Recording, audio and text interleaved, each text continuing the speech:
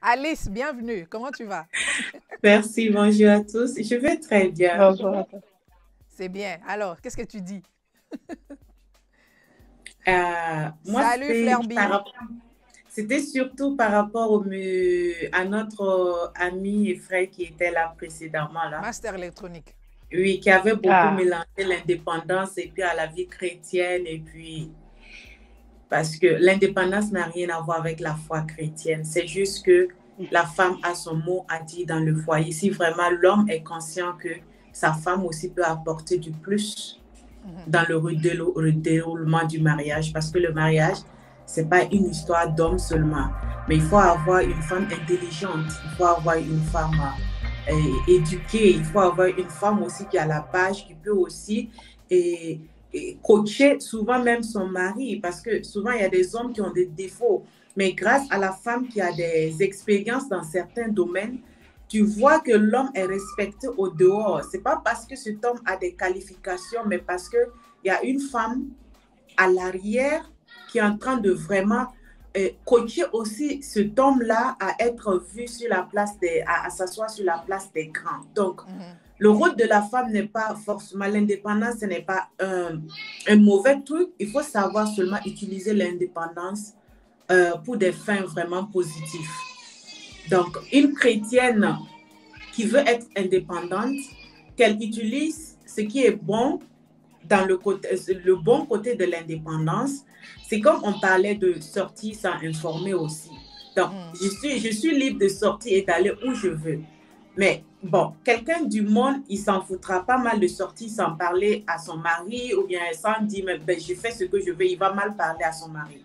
Mais la femme chrétienne, lorsqu'elle est indépendante, elle sait au moins pour le respect, parce que je dois du respect à mon mari, au moins mon mari doit savoir où je vais. Mon mari doit savoir avec qui je traîne. Il doit savoir. Et c'est ça qui apporte plus la communication dans le foyer. Mais si chacun dit, OK, je suis indépendante de mon côté, c'est-à-dire votre communication, vie de communication va prendre un coup et facilement vous allez tomber dans des problèmes. Et ça va conduire à la séparation. Donc, une femme indépendante, ce n'est pas mauvais. Moi, je suis businesswoman. Mais mon mari ne va pas m'empêcher de faire le business parce que je sens ça dans mon cœur. C'est quelque chose que j'aime faire. J'aime apporter et ça n'a pas commencé maintenant. C'est depuis que je suis jeune fille. Je n'attendais même pas des parents. Donc, j'aime me débrouiller, j'aime apporter quelque chose à la maison. Mais en même temps, je dois reconnaître ma place de femme dans la maison. Lorsqu'il y a quelque chose, j'ai ma part aussi de responsabilité dans le fonctionnement du foyer. Je dois aussi dire ce que je pense. Mais notre frère qui vient de partir, c'est comme la femme soumise là, elle doit être dans la maison là. Oui, oui, oui, oui, oui, oui, oui, oui, comme monsieur tape sur la table, tu dois juste dire oui, oui, oui. Non, c'est pas ça la femme selon la Bible. La femme selon la Bible, si vous lisez le proverbe, vous allez voir, c'est une femme qui entreprend. C'est une femme entreprenante. Elle se lève le matin, elle distribue les tâches, elle-même elle fait les choses. Rien n'échappe. Rien ne l'échappe. Elle a beaucoup de tâches, elle fait beaucoup de choses, en plus de prendre soin de son mari. Donc, c'est une femme qui apporte un plus dans le déroulement de la maison. Donc, l'homme doit savoir utiliser ses... Et pas un enfant. Oui, l'homme doit savoir utiliser c'est-à-dire les qualités. Les hommes, vous aimez bien cette partie, qu'on prenne bien soin de vous. Vous aimez Ouais. ça. Mais il est où, Gabriel? J'écoute ma soeur qui est en train de donner des bons conseils. C'est comme ça que je suis en train d'appuyer en disant que ma soeur a raison. Ma soeur, tu peux continuer. Delia, où est Gabriel? Gabriel travaille. Donc, l'homme et la femme, ça se complète. La femme est le chef. L'homme est le chef plutôt. La femme, parce qu'on ne peut pas avoir deux têtes dans une maison. Mais la femme, l'homme doit savoir jouer son rôle de chef. Lui, il confondait l'entreprise et la maison. Une entreprise et une maison, c'est complètement différent. Mais un chef a des qualités. Le chef, de un, a la qualité d'humilité. Donc, ce n'est pas parce que tu es chef que tu dois maltraiter ta femme. Ta femme doit forcément laver tes pieds. Ta femme doit forcément...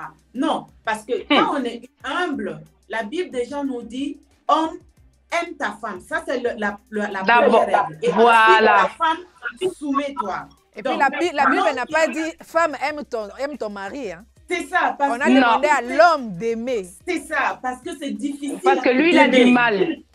Parce que Il a du mal.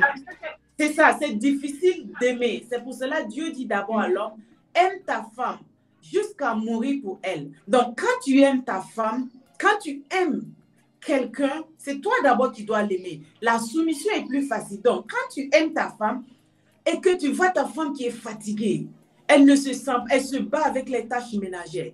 Ton amour pour elle, porté vers elle, tu vas te lever, chérie, est-ce que je peux t'aider? Est-ce qu'il y a quelque chose que je peux faire pour toi? Tu vois? Et la soumission, c'est automatique. La femme qui voit son mari, qui l'aime, ça sera automatique.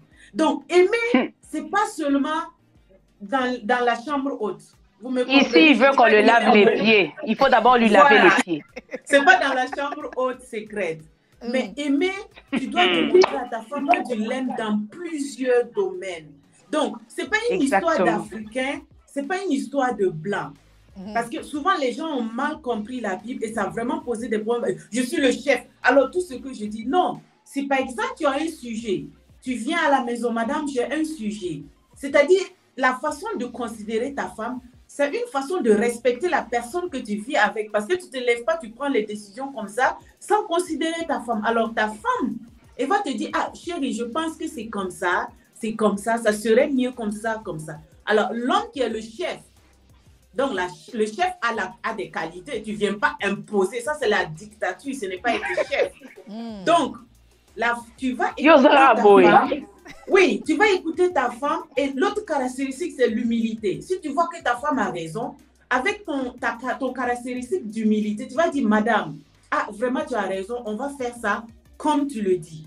Mais il y a des hommes qui sont orgueilleux et on a l'habitude de dire, oh, l'homme est orgueilleux de nature, faut faire ton mariage avec. Non, l'homme, si tu vois que tu es orgueilleux, tu dois travailler sur ces caractères-là parce que l'orgueil va te détruire et ça va détruire ta famille.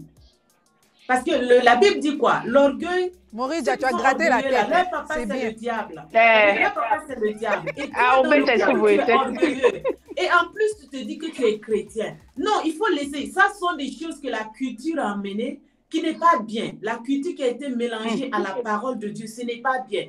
Donc, normalement, si on suivait la Bible, un mariage devait être parfait, un mariage chrétien. Si on vraiment voilà. ce que la Bible disait, le mariage allait être vraiment parfait. Mais c'est que maintenant, on veut suivre des cultures, on veut faire, oui, autant on faisait ça, tout en oubliant que dans la Bible, lorsqu'une femme se mariait, on lui donnait une bonne. Pas une seule bonne, on lui donnait plusieurs bonnes.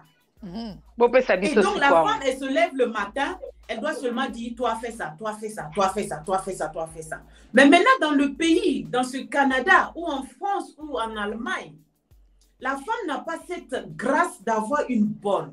Non. Donc, elle fait tout, elle se tape tout. Et le bon monsieur dit, oui, je suis le chef, tu dois faire ça. Et en plus de ça, elle doit prendre soin de ton pied. C'est bien, on veut le faire. Mais si vous nous ton pied à toi-même. Oui, par exemple, moi, j'ai pas de problème à laver les pieds de mon mari parce que je l'aime, je veux le faire. Mais maintenant, si mon oui, mais lui, il me lave quoi? Lui, il doit me laver les pieds aussi. Justement, maintenant, si lui... Non, je vais laver les cheveux. Si lui, il me laisse taper... Moi, c'est la perruque, je peux l'enlever là. C'est ça. S'il me laisse taper tout le travail de la maison, alors je suis fatiguée. Je suis exténuée. Et je dois prendre soin aussi des enfants. Je dois prendre soin de ça. Donc, partager les tâches, c'est une histoire de communication aussi. Ce n'est pas une histoire d'Afrique, ce n'est pas une histoire de blanc. Parce qu'il y a des blancs aussi qui sont compliqués comme ça. Ah oui. Donc, c'est une histoire de oui, bien sûr. Et chaque couple doit faire sa culture. Chaque couple doit avoir sa culture. Il ne faut pas dire, oh non, nos parents faisaient ça. Dans l'ancien temps, on faisait ça. Si tu te maries avec ta femme, ce n'est plus avec la maman que tu te maries. Parce que la maman aussi a sa culture qu'elle a amenée dans son mariage. Alors, tu parles avec ta femme et en fonction des qualités de ta femme, si ta femme, il y a des hommes qui sont super bien dans la cuisine et ils aiment cuisiner. Alors, un couple comme ça, le Gabriel, moi, je veux cuisiner. Ben, est-ce que toi, la femme, tu vas dire non, tu ne vas pas cuisiner parce que moi, mon père n'a jamais cuisiné? Non. vous essayez de partager les choses équitablement selon les qualités de chacun et vous faites votre culture à vous et pas culture de quelqu'un d'autre. Donc, chaque maison doit avoir sa propre culture. Chaque maison voilà, avec ses principes, ses propres règles, mais ces cultures ne doivent pas être basées sur les cultures des autres personnes. Bien évidemment, on doit prendre le positif chez les autres personnes, mais vous devez avoir votre propre culture, la base. Donc, si vous n'aviez pas de base, vous allez passer votre temps à vous vaciller. Oh oui, l'autre femme là, l'autre a donné un cadeau à un tel là, et puis l'autre cadeau là, c'était comme ça.